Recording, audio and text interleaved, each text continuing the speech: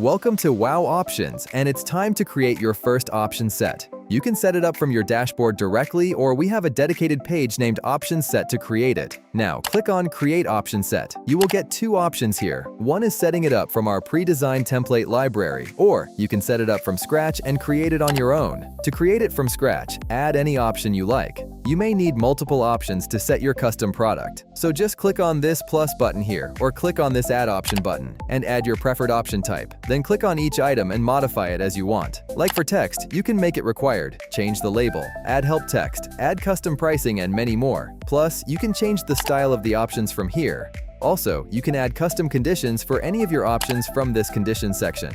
Now name your option set. Select it for your any specific product or for all products. Save it and congratulations, you have successfully created your first option set. Or, to create it easily using our templates, just click on Use Template button. Select your template that you need, customize it as you like, add more options. Save it, and now you have your first option set. If you need any assistance with setting up your option set, customizing option types, or anything related to product options, just click on this chat button and directly contact with our dedicated support team. You will receive the best solutions quickly.